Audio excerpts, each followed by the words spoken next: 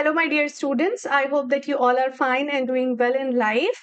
आज की क्लास में हम काउंसलिंग मिस्टेक्स डिस्कस करने जा रहे हैं। सीयूईटी पीजी का रिजल्ट आपको बहुत ही जल्द आ जाएगा। उसके बाद आपकी काउंसलिंग प्रोसेस स्टार्ट हो जाएगी। काउंसलिंग के दौरान स्टूडेंट्स बहुत सारी कुछ ऐसी कॉमन मिस्टेक्स करते हैं जिनकी वजह से उनका एडमिशन डिले हो जाता है या कई बार अच्छी जगह नहीं हो पाता जहां वो डिजर्व करते थे just because they did something wrong in the counselling. अब काउंसलिंग में आपको बहुत ध्यान रखना है कि आप जो सिली मिस्टेक्स हैं, जो कॉमन मिस्टेक्स हैं, वो नहीं करें। सबसे पहले आता है रॉन्ग प्रेफरेंस ऑर्डर। ये दिल्ली यूनिवर्सिटी में सबसे ज्यादा होता है। दिल्ली यूनिवर्सिटी में आपको पता होगा जो क्लासेस हैं वो भले ही डिपार्टमेंट ऑफ इंग्लिश में कंडक्ट होती हैं, लेकिन आपको प्रेफरेंस ऑर्डर फिल करने के लिए दिया जाता है।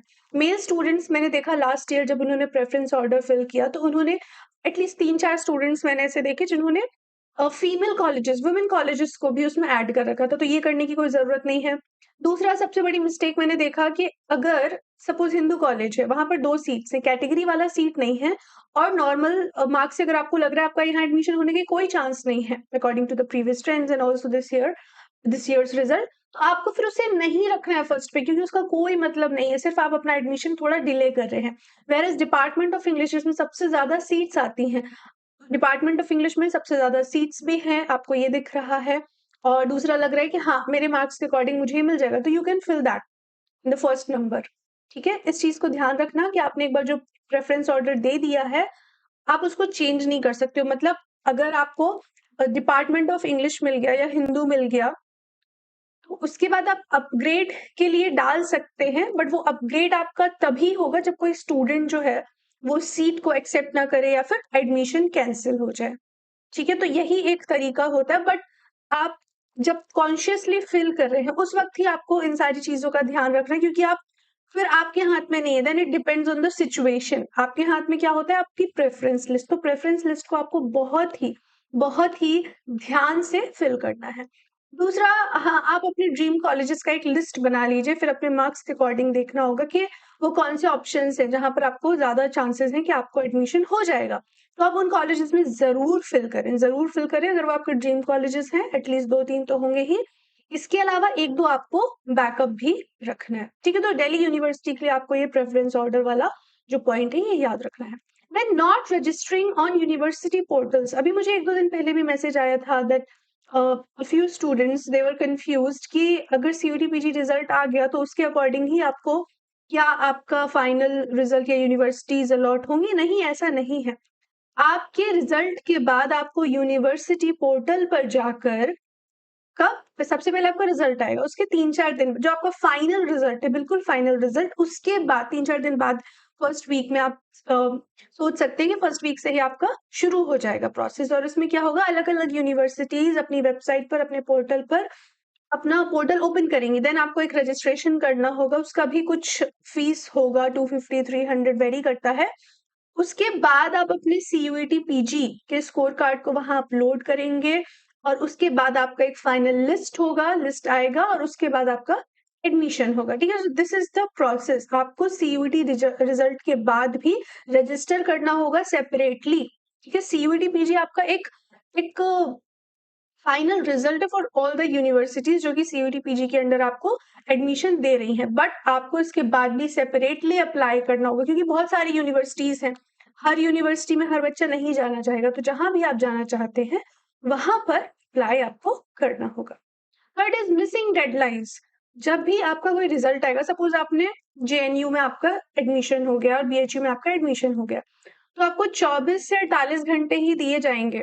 ठीक है, to complete the fee, to do the fee payment. और इस चीज का आपको ध्यान रखना है, अगर आप डेडलाइन को मिस कर देते हो, डेडलाइन मिस कहीं नहीं करनी है, रजिस्ट्रेशन डेट्स में भी नहीं करनी है, चॉइस फिलिंग में भी नहीं करनी है, फी पेमेंट में भी नहीं करनी है, ठीक है, फाइनल फी पेमेंट में भी नहीं करनी है। किसी भी चीज में आपको अगर डेडलाइन आप मिस कर रहे हैं, इसका मतलब है आप सबसे बड़ा ब्लंडर कर रहे हैं, क्योंकि सिर्फ डेडलाइन मिस होने की वजह से आपका एडमिशन कैंसिल भी हो सकता है, इसके बाद आप कुछ भी नहीं कर पाएंगे।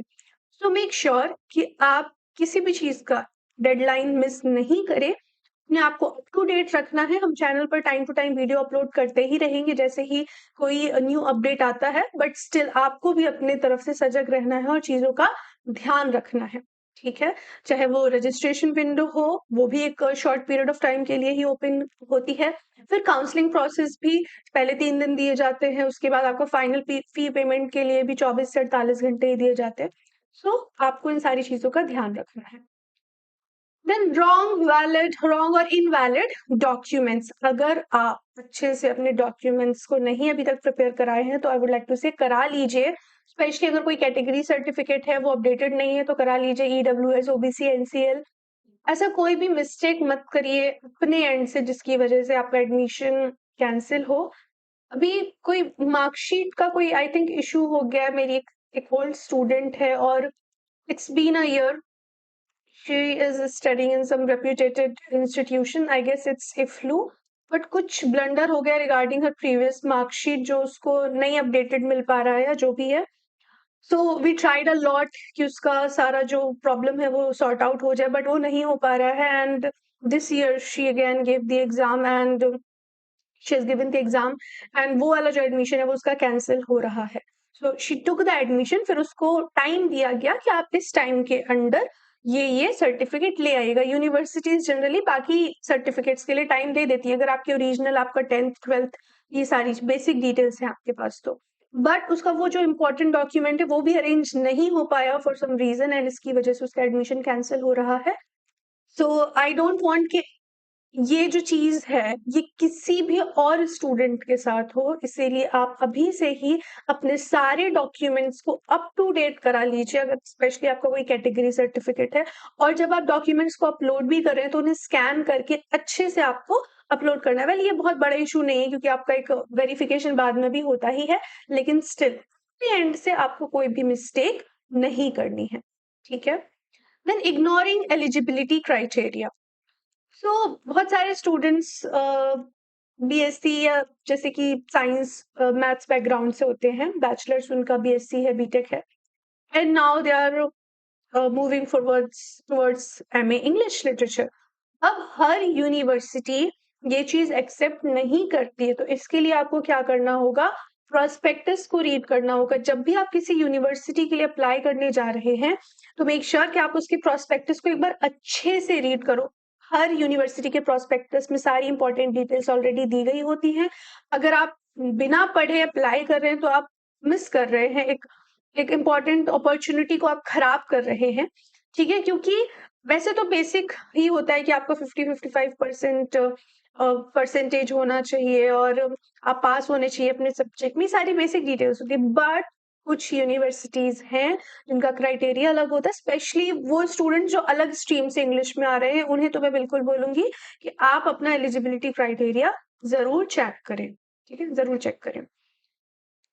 Okay, not locking choices properly. Students fill choices but forget to lock.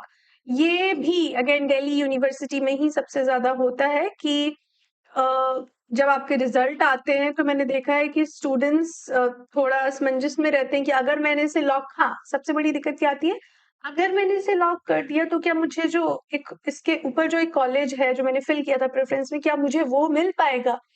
And वैसे तो स्टूडेंट्स मुझे नहीं लगता ये गलती करते होंगे, बट आप भी मत करिएगा। अगर आपको कोई भी मिल रहा है college, specially in Delhi university, and you have applied for it and you have got some college, तो आपको हमेशा उसे क्या करना है, पे एंड अपग्रेड का ऑप्शन आता है, तो आपको हमेशा अपग्रेड चूज करना है। अपग्रेड का मतलब ये कि आप इसके लिए पे कर रहे हैं and you are putting it on upgrade, तो अपग्रेडेशन। तो अगर कोई भी कॉलेज आपको मिल सकेगा विद दिस रिजल्ट तो आपको वो जरूर अलॉट हो जाएगा, ठीक है। उसके लिए आपको कोई सेपरेट अलग से दोबारा फी पे नहीं करना होता है, ठीक है। इसीलिए हमेशा टाइमली ही अपनी सीट को लॉक कर दें। Not paying admission fee on time. अभी अगर आप अभी भी ये गलती करेंगे then you are going to do a blunder.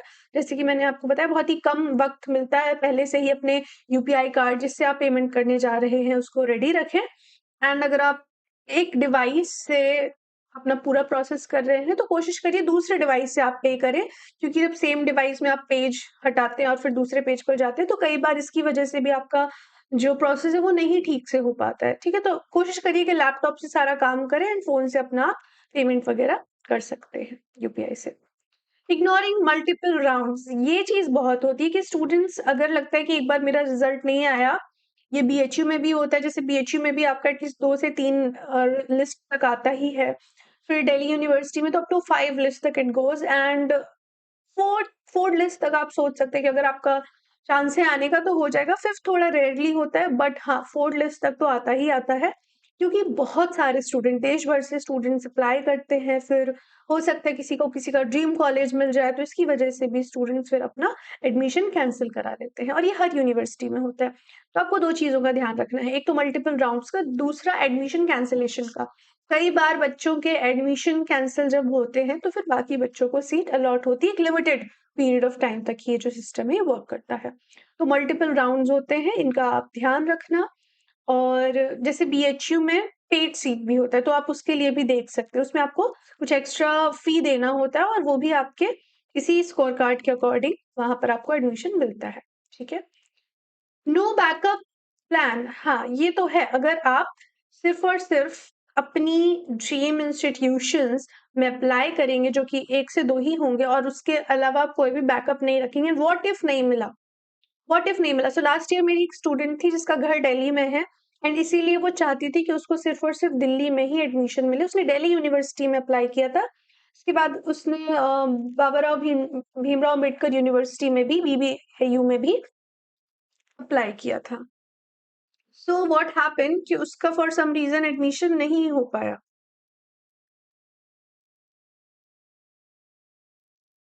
उसका एडमिशन नहीं हो पाया एंड इसके बाद उसको ड्रॉप लेना पड़ा, क्योंकि उसने कहीं भी हाँ, अंबेडकर यूनिवर्सिटी दिल्ली, बीबीएयू तो लखनऊ में है, ठीक है, doctor B R Ambedkar university Delhi. और यहाँ पर सीयूईटी स्कोर कार्ड से एडमिशन होता है, दो इनका भी प्रोसेस अलग से होता है। बट आपको ध्यान रखना है, अगर आप दिल्ली में ही चाहते हैं एडमिशन हो तो आप बैकअप में इस यूनिवर्सिटी को रख सकते हैं। तो उसका एडमिशन नहीं हो पाया बिकॉज उसने कहीं भी अप्लाई नहीं किया था, एंड इसकी वजह से सिर्फ इस रीजन से उसे ड्रॉप लेना पड़ा। एंड उसके मार्क्स भी बहुत अच्छे थे, बहुत अच्छे से मतलब है उसे बहुत इजीली बीएचयू मिल सकता था। और अगर वो चाहती, अगर उसका कोई और डिजायर्ड इंस्टीट्यूशन होता तो मिल जाता।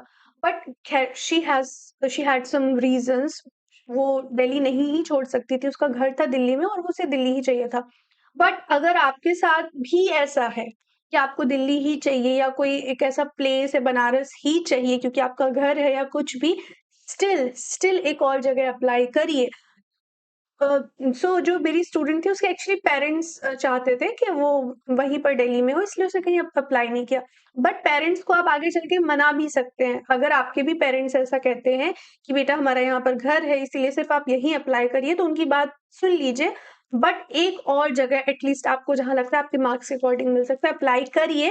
Because what if in the worst case scenario आपको आपके डिजायर्ड इंस्टीट्यूशन में एडमिशन नहीं मिल पाता है, तो एटलीस्ट आपके पास एक ऐसा ऑप्शन होना चाहिए, जहां पर एक ऐसा अच्छी यूनिवर्सिटी का ऑप्शन होना चाहिए जहां आप जा सकते हैं, specially if you have got good marks. ठीक है, तो अगर गुड मार्क्स के बाद भी आपको ड्रॉप लेना पड़ता है तो आई डोंट थिंक ये बहुत ही अच्छा आइडिया होगा। ठीक है, तो 1 से 2 यूनिवर्सिटी में आप जरूर अप्लाई करें। ठीक है, चेकलिस्ट अभी से बना लीजिए कि आपको आपका एक्सपेक्टेड स्कोर खैर पता ही होगा कि लगभग मेरे कितने मार्क्स आ रहे हैं। अभी से सोच लीजिए कि डेट, प्लेस, मेरे एक्सपेक्टेड स्कोर और मेरे पर्सनल रेफरेंस के अकॉर्डिंग मैं कहाँ जाना चाहती हूँ या जाना चाहता हूँ, तो उसके अकॉर्डिंग एक चेकलिस्ट बना लीजिए। ठीक है, जहां भी आप अप्लाई कर सकते हैं, एटलीस्ट 4 to 5 यूनिवर्सिटीज आप जरूर अप्लाई करिए। अभी से डॉक्यूमेंट्स रेडी रखिए और हर अपडेट को टाइम टू टाइम चेक करते रहिए, क्योंकि बस एक बार आपका रिजल्ट आया और धीरे धीरे सारी यूनिवर्सिटीज एक्टिव हो जाएंगे। एंड अभी भी कुछ ऐसे यूनिवर्सिटीज हैं जो अपना सेपरेट एंट्रेंस एग्जाम कंडक्ट कराते हैं, उनका भी प्रोसेस अप्रैल आ गया है तो शुरू हो ही जाएगा। तो इन सारी बातों का आपको ध्यान रखना है। ठीक है, आई होप आपके लिए सारी बातें हेल्पफुल रही होंगी। अगर आपका कोई और डाउट है तो आप मुझे कमेंट सेक्शन में लिखकर बता सकते हैं। And if you want to prepare for UGC NET English और सीयूईटी पीजी इंग्लिश 2027, और आपके कोई फ्रेंड है, कोई जूनियर है जिन्हें आप चाहते हैं कि वो इसका प्रिपरेशन करें और आप चाहते हैं कि वो एक अच्छी प्रिपरेशन करें, तो आप उन्हें हमारा चैनल शेयर या सजेस्ट कर सकते हैं। Thank you and wish you all the very best for your result. Bye bye.